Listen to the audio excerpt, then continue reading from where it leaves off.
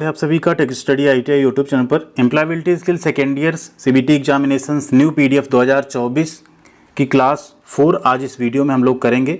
इसके पहले 3 क्लासेस हो चुकी हैं। अगर आपने नहीं देखा उन वीडियोस को तो जाके जरूर देखिएगा। डिस्क्रिप्शन में हमने पूरी प्लेलिस्ट भी ऐड कर दी है, वहाँ से आप जाके पुरानी पीडीएफ की क्लासेस, मैथ की, ड्राइंग की क्लासेस, बाकी ट्रेड थ्योरी की क्लासेस भी आप देख सकते हैं।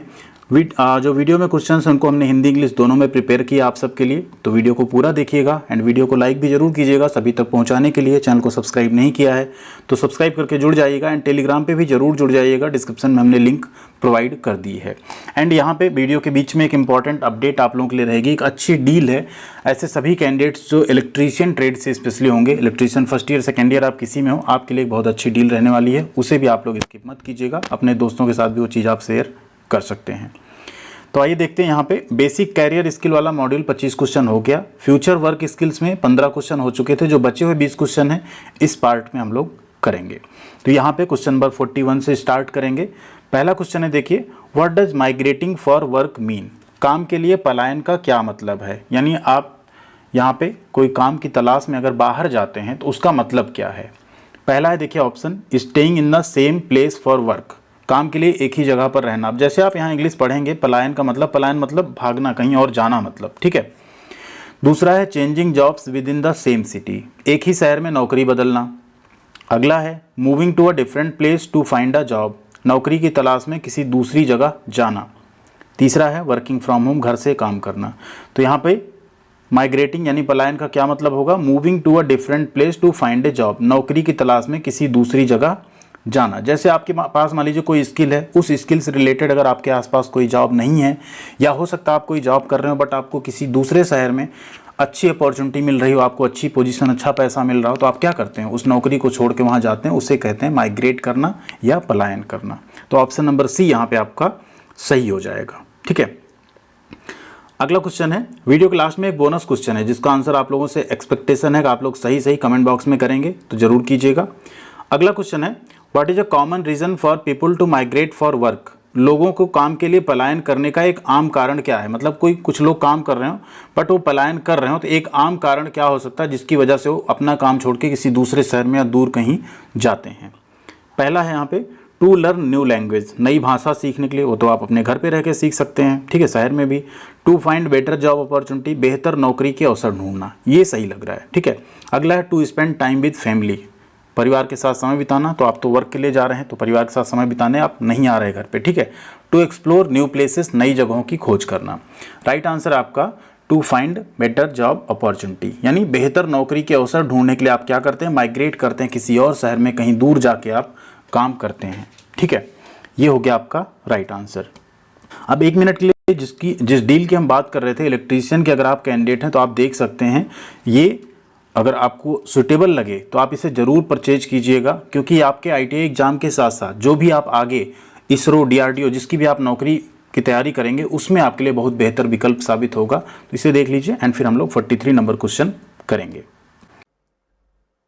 आईटीआई के फर्स्ट ईयर के छात्रों के लिए आवश्यक सूचना। अब आप अपनी आईटीआई फिटर या आईटीआई इलेक्ट्रीशियन थ्योरी की पूरी तैयारी निमी सैंपल पेपर के एमसीक्यू के वीडियो एक्सप्लेनेशन सहित कर सकते हैं। इसके लिए आप जाइए asianonline.in पर और यहां पर दिए गए आईटीआई इलेक्ट्रीशियन हिंदी पैकेज या आईटीआई फिटर हिंदी पैकेज को आप चूज कर सकते हैं। यदि मैं इलेक्ट्रीशियन की बात करूं तो इस पैकेज के अंदर फर्स्ट और सेकंड ईयर के 2100 से भी अधिक अध्यायवार यानी चैप्टर वाइज प्रश्नों के वीडियो सोल्यूशन एक्सप्लेनेशन के साथ उपलब्ध हैं। इन्हीं क्वेश्चंस में निमी के सैंपल पेपर के एमसीक्यू भी शामिल हैं। ये पैकेज आपको 60 घंटे की वीडियो देगा, यानी कि 30 घंटे की वीडियो जो है वो फर्स्ट ईयर के लिए है, बाकी के 30 घंटे की वीडियो सेकंड ईयर के स्टूडेंट्स के लिए है। तो यदि आप फर्स्ट ईयर के स्टूडेंट हैं तो 30 घंटे की वीडियो ही आपको देखनी है, जो आप 6 से 8 दिनों में कर सकते हैं और अपनी आईटीआई की फाइनल परीक्षा की पूरी अच्छे से तैयारी कर सकते हैं। इसका जो मूल्य है बहुत ही कम है और भारी छूट के साथ ये उपलब्ध है। इसे खरीदने के लिए बाय नाउ पर क्लिक करें, अपना नाम, फोन नंबर और ईमेल डालिए, कूपन कोड की कोई जरूरत नहीं है। सबमिट नाउ पर क्लिक करें और आपके वीडियो आपके फोन में तुरंत ही उपलब्ध हो जाएंगे पेमेंट करने के बाद।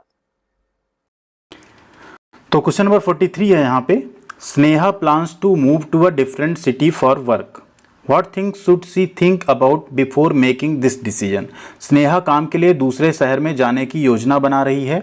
यह निर्णय लेने से पहले उसे किन बातों पर विचार करना चाहिए। अब स्नेहा अगर किसी दूसरे शहर में काम करने के लिए जाने की योजना बना रही तो उसे क्या क्या सोचना होगा। यहाँ खुद को आप रख के अगर सोचेंगे तब भी आप पाएंगे कि आप सही ऑप्शन आसानी से ढूंढ लेंगे।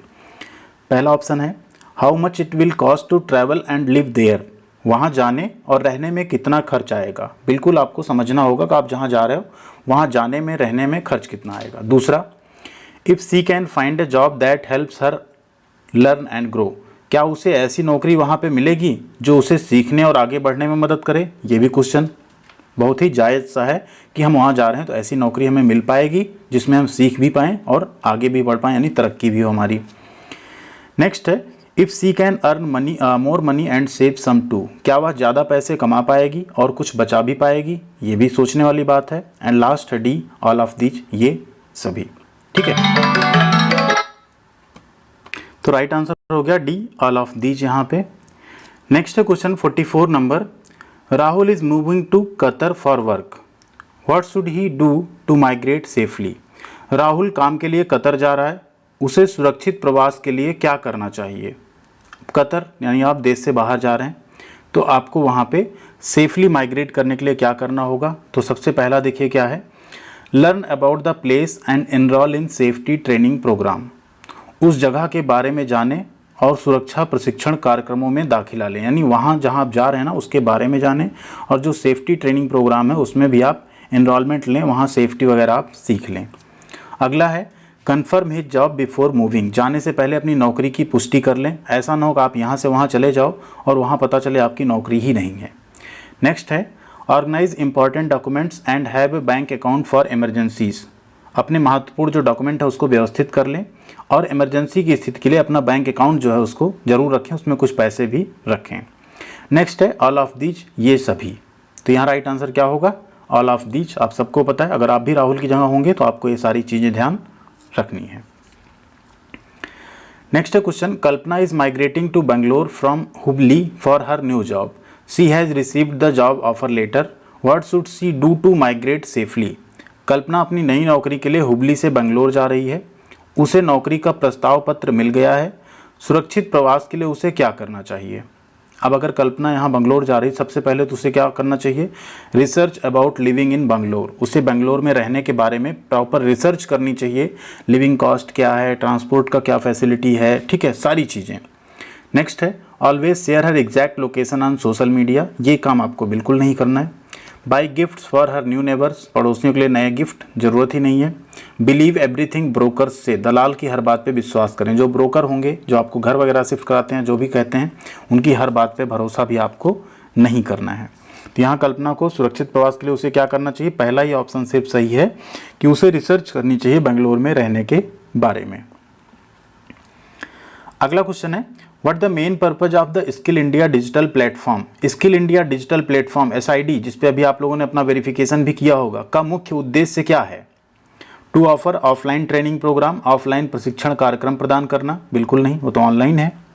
To provide financial assistance for job seekers. नौकरी चाहने वालों के लिए वित्तीय सहायता प्रदान करना, ये सब बैंक प्रोवाइड करता है, ना कि skill India digital platform. To facilitate online learning and skill development. Online सीखने और कौशल विकास की सुविधा प्रदान करना, ये आपको सही लग सकता है, ठीक है। अगला है to promote international job opportunity. अंतर्राष्ट्रीय नौकरी के अवसर को बढ़ावा देना। राइट आंसर क्या है, to facilitate online learning and skill development. Online सीखना, स्किल डेवलप करना, इन चीज़ों की सुविधा आपको स्किल इंडिया डिजिटल प्लेटफॉर्म जो है प्रोवाइड करता है। नेक्स्ट है question, how can users access the skill India digital platform. User जो हैं वो स्किल इंडिया डिजिटल प्लेटफॉर्म तक कैसे पहुंच सकते हैं, उसको कैसे एक्सेस कर सकते हैं। Only through offline training centre, यानी केवल ऑफलाइन प्रशिक्षण केंद्रों के माध्यम से। Only on a specific type of device, केवल एक विशिष्ट प्रकार के डिवाइस पर। Through a specialised learning app, एक विशेष शिक्षण ऐप के माध्यम से। या on computers, tablets and phones, यानी मोबाइल्स, सभी पे। तो क्या है यहाँ पे सही आंसर, आप स्किल इंडिया डिजिटल प्लेटफॉर्म का प्रयोग अपने स्मार्टफोन पे, अपने टैबलेट पे, अपने लैपटॉप पे, अपने कंप्यूटर पे, किसी पे भी कर सकते हैं। नेक्स्ट है Which section of the Skill India digital platform helps user find physical training centers nearby? Skill India digital platform का कौन सा भाग उपयोगकर्ताओं को आसपास के भौतिक प्रशिक्षण केंद्र खोजने में मदद करता है? फिजिकल ट्रेनिंग सेंटर मतलब होता है फिजिकली आप वहां पे जाके ट्रेनिंग ले सकें। तो कौन सा करेगा? स्किल कोर्सेस यानी कौशल पाठ्यक्रम, जॉब एक्सचेंज यानी जॉब एक्सचेंज, स्किल सेंटर्स कौशल केंद्र या रिकमेंडेशन। तो राइट आंसर है स्किल सेंटर्स। आप स्किल सेंटर्स खोजेंगे तो आपके नियरेस्ट जो आसपास स्किल सेंटर होंगे, ITIs होंगे, कोई कौशल विकास केंद्र होगा, वो आपको इस पे दिख जाएगा। उसमें जो कोर्स चल रहे होंगे वो आपको दिख जाएंगे, उसमें आप जाके एनरोल कर सकते हैं, एडमिशन ले सकते हैं, पढ़ाई कर सकते हैं, फिर आपको सर्टिफिकेट एंड जॉब ये सारी चीज़ें वहाँ से प्रोवाइड करवाई जाएंगी। तो राइट आंसर क्या है? Skill centres. क्वेश्चन नंबर 49 है, Mohammed needs a job, what type of resources can he find on the skill India digital platform? Mohammed को नौकरी की ज़रूरत है, स्किल इंडिया डिजिटल प्लेटफॉर्म पर उसे किस तरह के संसाधन मिल सकते हैं? ओनली जॉब लिस्टिंग, सिर्फ नौकरी की लिस्टिंग मिलेगी, courses, skill centres, job opportunities and more, यानी कोर्स भी मिलेगा, स्किल सेंटर्स मिलेंगे, नौकरी के अवसर और बहुत कुछ मिलेगा स्किल इंडिया डिजिटल प्लेटफॉर्म पे। या only e books and reading material, सिर्फ ई बुक और पढ़ने की सामग्री मिलेगी, या financial service and government scheme यानी वित्तीय सेवाएं और सरकारी योजनाओं का लाभ मिलेगा। तो क्या मिलेगा वहाँ आपको? कोर्स मिलेगा, स्किल सेंटर्स मिलेंगे, जॉब अपॉर्चुनिटी मिलेगी एंड बहुत कुछ मिलेगा वहाँ पे। ठीक है। क्वेश्चन नंबर 50 है, imagine you want to learn about digital marketing, what should you do first on the skill India digital platform? कल्पना कीजिए कि आप डिजिटल मार्केटिंग के बारे में सीखना चाहते हैं। स्किल इंडिया डिजिटल प्लेटफॉर्म पर आपको सबसे पहले क्या करना चाहिए? क्या करेंगे सबसे पहले? सर्च फॉर जॉब अपॉर्चुनिटी, नौकरी के अवसर तलाशेंगे। आपको सीखना है तो नौकरी क्यों तलाशेंगे आप? ठीक। दूसरा, enroll in any course available, किसी भी उपलब्ध कोर्स में दाखिला ले लेंगे, नहीं करना है। Explore the skill course section, skill course section को एक्सप्लोर करेंगे, देखेंगे कौन कौन से स्किल कोर्स उसमें हैं, या नन ऑफ दीज। तो क्या करेंगे? आपको डिजिटल मार्केटिंग देखना है तो स्किल कोर्स को एक्सप्लोर करेंगे, उसमें सर्च करेंगे, देखेंगे कौन सा है डिजिटल मार्केटिंग का कोर्स एंड उसमें आप एनरोल करके सीखेंगे। क्वेश्चन नंबर 51 है, a green practice involves any activity that space, यानी हरित अभ्यास में ऐसी कोई भी गतिविधि शामिल होती है जो। अब ग्रीन प्रैक्टिस मतलब क्या है? ग्रीन प्रैक्टिस मतलब होता है हम अपने इन्वायरमेंट को प्रोटेक्ट करें, अपने रिसोर्सेज को प्रोटेक्ट करें। ठीक है, वो है ग्रीन प्रैक्टिस। ठीक, यानी हम पॉल्यूशन ना करें, पेड़ पौधे लगाएं, इनको नुकसान ना करें पर्यावरण को, उसी को ग्रीन प्रैक्टिस कहा जाता है आज के समय में। तो क्या करेंगे हम? कौन सी गतिविधि शामिल होगी ग्रीन प्रैक्टिस में? Causes harm to the environment, यानी पर्यावरण को नुकसान पहुंचाए, तो इसको हम ग्रीन सर्विस नहीं कहेंगे, प्रैक्टिस नहीं कहेंगे। अगला है protects and takes care of the environment and resources, पर्यावरण और संसाधनों की सुरक्षा और देखभाल करे, इसे ग्रीन प्रैक्टिस कह सकते हैं। नेक्स्ट है इन्वॉल्व्स कंज्यूमिंग टू मच, बहुत अधिक उपभोग करना शामिल है। या अगला है जनरेट्स पॉल्यूशन, प्रदूषण उत्पन्न करना। तो राइट आंसर क्या हो गया? Protects and take care of the environment and resources. Next है question, which term describes using things in a way that can last for a long time without causing harm? कौन सा शब्द उन चीज़ों का उपयोग करने का वर्णन करता है जो बिना किसी नुकसान के लंबे समय तक चल सकती है? ध्यान दीजिए, कौन सा शब्द उन चीज़ों का उपयोग करने का वर्णन करता है जो बिना किसी नुकसान के लंबे समय तक चल सकती है, यानी उनका कोई नुकसान भी नहीं होगा और लंबे समय तक वो चलेंगे भी। तो क्या है? सस्टेनेबिलिटी यानी स्थिरता, पॉल्यूशन यानी प्रदूषण, इको फ्रेंडलीनेस यानी पर्यावरण मित्रता, या रिसोर्सेस यानी संसाधन। तो ऐसे प्रोडक्ट को या ऐसी चीज़ों को हम क्या कहते हैं? सस्टेनेबिलिटी कहते हैं, स्थिरता कहते हैं, वो लंबे समय तक सस्टेन कर सकती है। क्वेश्चन नंबर 53 है, what does having a green mindset mean? हरित मानसिकता का क्या मतलब है? Making choices that harm the environment, ऐसे विकल्प चुनना जो पर्यावरण को नुकसान पहुंचाते हैं, ये तो ग्रीन माइंडसेट नहीं हुआ। Using resources without considering sustainability, स्थिरता पर विचार किए बिना संसाधनों का उपयोग करना, ये भी ग्रीन माइंडसेट नहीं है। Ignoring pollution and waste management, प्रदूषण और अपशिष्ट प्रबंधन की अनदेखी करना, वेस्ट मैनेजमेंट या पॉल्यूशन को अगर आप इग्नोर कर रहे हैं, ये भी ग्रीन माइंडसेट नहीं है। नेक्स्ट है caring for the environment and using resource wisely, पर्यावरण की देखभाल करना और संसाधनों का बुद्धिमानी से उपयोग करना, इसी को ग्रीन प्रैक्टिस कहते हैं। तो राइट आंसर हो गया आपका option number D.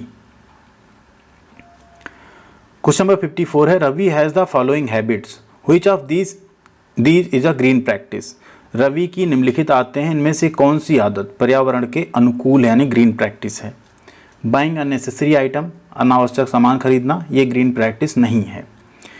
Leaving lights and fans on when leaving a room, कमरे से बाहर निकलते समय भी पंखे और लाइट को चालू करके छोड़ देना, ये भी ग्रीन प्रैक्टिस नहीं है, आप एनर्जी वेस्ट कर रहे हैं। अगला है carrying a cloth bag two by grocery, किराने का सामान खरीदने के लिए कपड़े का थैला ले जाना, बहुत ही अच्छी प्रैक्टिस है क्योंकि आप प्लास्टिक की यूज़ को कम कर रहे हैं। फिर नेक्स्ट है buying single use plastic water bottle, single use plastic की पानी की बोतल खरीदना, पानी की बोतल आप खरीदेंगे फिर उसे आप फेंक देंगे या जो भी होगा प्लास्टिक फिर वेस्ट में जाएगा। तो राइट आंसर क्या है यहाँ पे ग्रीन माइंडसेट या ग्रीन प्रैक्टिस का?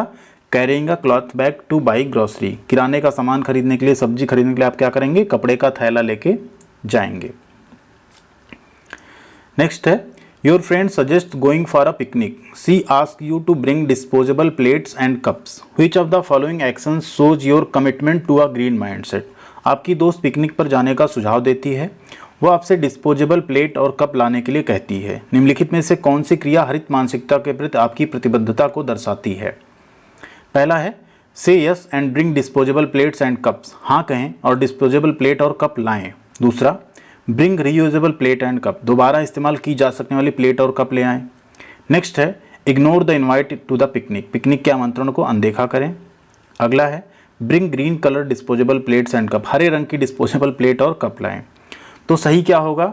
आप वहाँ पे रीयूजेबल प्लेट और कप ले जाएं जिन्हें आप यूज़ करें, फिर आप उन्हें फेंकें ना, जिससे पॉल्यूशन होगा, इन्वायरमेंट दूषित होगा, आप उन्हें वॉश करके दोबारा यूज कर सकते हैं। तो राइट आंसर क्या होगा? Bring reusable plate and cups. Question number 56 है what are green jobs, green jobs क्या हैं? फर्स्ट है jobs shared in green colours, हरे रंग में बांटी गई जॉब्स, बिल्कुल गलत है तो ठीक है। Jobs that harm the environment, पर्यावरण को नुकसान पहुंचाने वाली जॉब, ये भी गलत आंसर है। Jobs that ignore waste separation and recycling, ऐसी जॉब जो कचरे को अलग करने और रिसाइकिल करने की अनदेखी करती है, ये भी गलत ऑप्शन है। अगला है jobs that conserve resources and help the environment, ऐसी जॉब जो संसाधनों का संरक्षण करती है और पर्यावरण की मदद करती है। तो राइट आंसर आपका हो गया ऑप्शन नंबर डी। नेक्स्ट है question which of the following is not a green practice, इनमें से कौन सी हरित प्रथा नहीं है? Using smart air conditioners to regulate temperature efficiently, तापमान को कुशलतापूर्वक नियंत्रित करने के लिए स्मार्ट एयर कंडीशनर का उपयोग करना। नेक्स्ट है ordering lunch deliver in plastic containers daily, प्रतिदिन प्लास्टिक कंटेनर में लंच मंगवाना। नेक्स्ट है सेपरेट एंड रिसाइकिल वेस्ट, कचरे को अलग करना और उसका पुनर्चक्रण करना। या अगला है ग्रो प्लांट्स व्हेरेवर पॉसिबल, जहाँ भी संभव हो पौधे उगाना। तो हरित प्रथा इसमें से कौन सी नहीं है पूछ रहा है, तो राइट आंसर है आपका ऑर्डरिंग लंच डिलीवर्ड इन प्लास्टिक कंटेनर्स डेली। अगर आप डेली प्लास्टिक कंटेनर में लंच मंगवा रहे हैं तो ये ग्रीन प्रैक्टिस नहीं है, बाकी सारी चीज़ें ग्रीन प्रैक्टिस में आती हैं। क्वेश्चन नंबर 58 है a green work place space, एक हरित वर्क प्लेस कौन सा होगा? Uses less paper and energy saving lights, कम कागज और ऊर्जा बचत वाली लाइटों का उपयोग करता होगा। नेक्स्ट है use disposable items and plastic water bottles, गलत आंसर। Keeps the lights on all the time, गलत आंसर।